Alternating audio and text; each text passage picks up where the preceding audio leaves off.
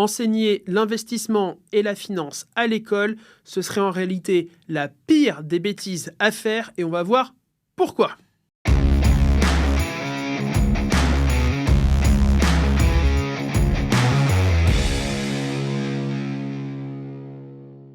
C'est une opinion qui est assez populaire sur les réseaux sociaux et sur Internet depuis maintenant quelques années, qui consiste à dire « Oh mon Dieu, ce serait bien si la finance et l'investissement étaient enseignés à l'école ».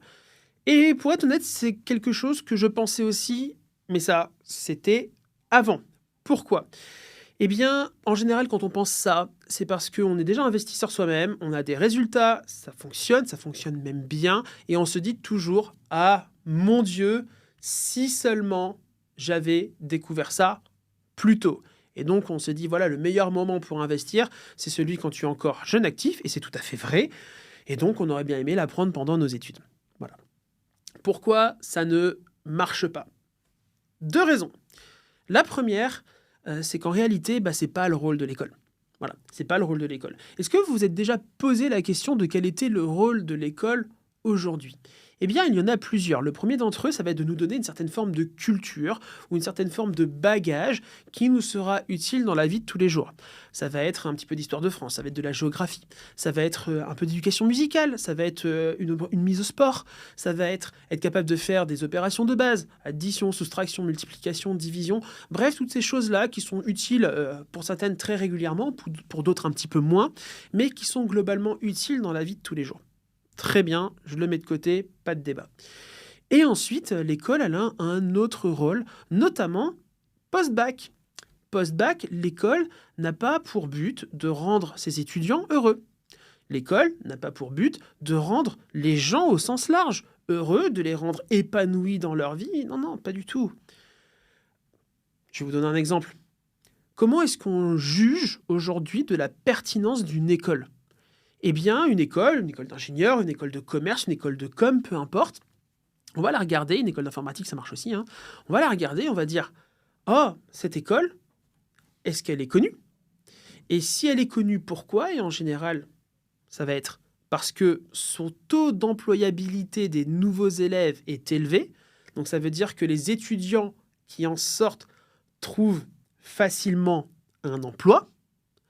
Et ça veut dire aussi, ce qu'on va regarder, c'est est-ce que ces gens sont bien payés. Donc on regarde le taux d'employabilité et le salaire moyen des nouveaux diplômés.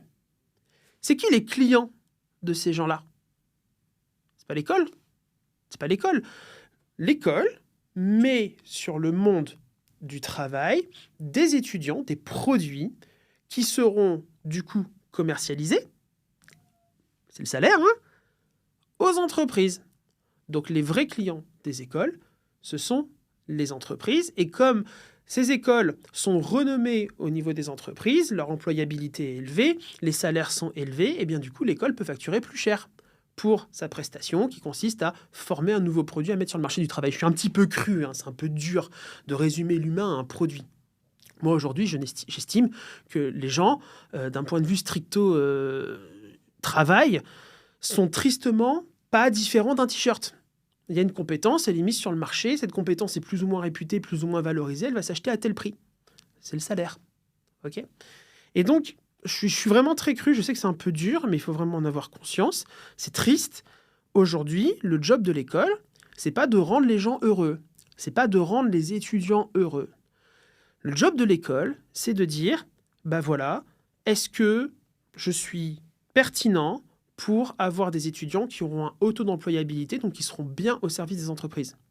C'est ça le rôle de l'école, c'est de vous trouver un travail. C'est pas de vous rendre heureux. Alors l'école peut plus ou moins bien le faire. Ok.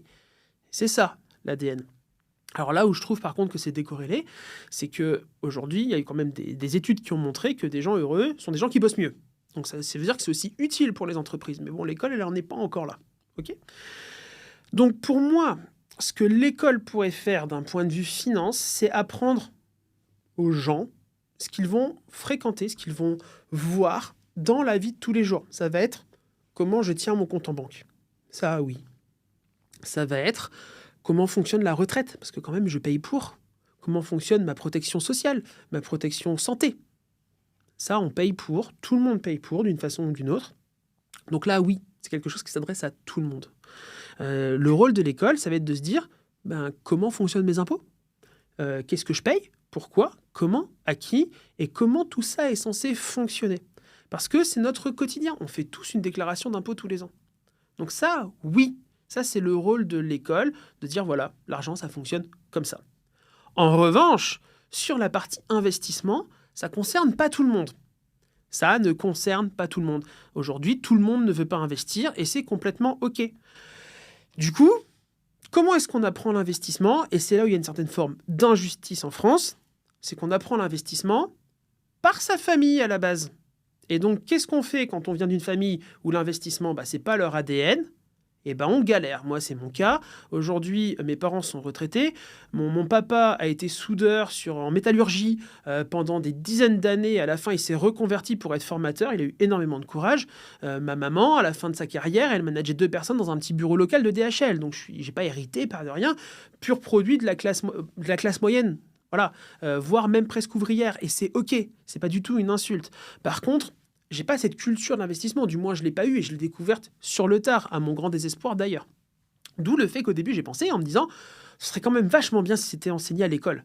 Oui, mais l'école c'est pas son rôle. L'école, son job, c'est de mettre des gens sur le monde du travail et que ces gens soient utiles aux entreprises.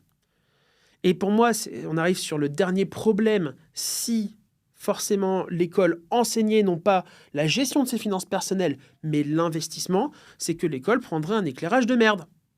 Pourquoi ?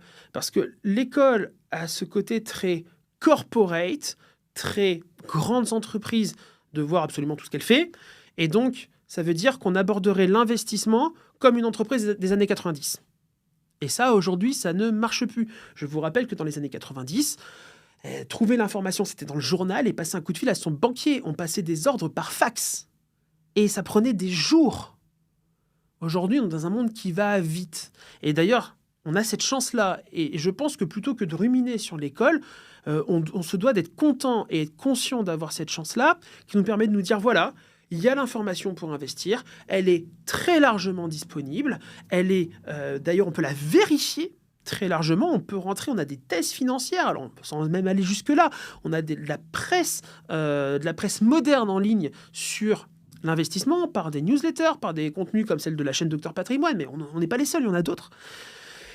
Donc maintenant, l'information, elle est accessible. Là où avant, cette information était confinée au sein de banques privées et de family office et d'un cocon familial privilégié. Alors, je ne dis pas que l'ascenseur social est facile en France. Au contraire, toutes les études montrent que l'ascenseur social est cassé en France. Par contre, aujourd'hui, l'accès à l'information pour l'investissement et la finance, aujourd'hui, c'est accessible au plus grand nombre. Ça vous est accessible à vous, ça m'est accessible à moi, j'en ai profité par le passé. Maintenant, à vous de voir si c'est votre tour. Donc voilà, c'est une vidéo un petit peu différente que d'habitude. On parle vraiment de perception et de sujets qui sont sociaux. On parle de l'école quand même, de l'enseignement. Je suis assez curieux d'avoir votre avis. Moi, j'ai un avis assez tranché sur le sujet, mais on peut totalement en parler. On peut me challenger et franchement, je vous répondrai avec plaisir. Donc n'hésitez pas à me laisser un petit message en commentaire. Je prendrai le temps de les lire et on pourra se faire un petit échange sympathique.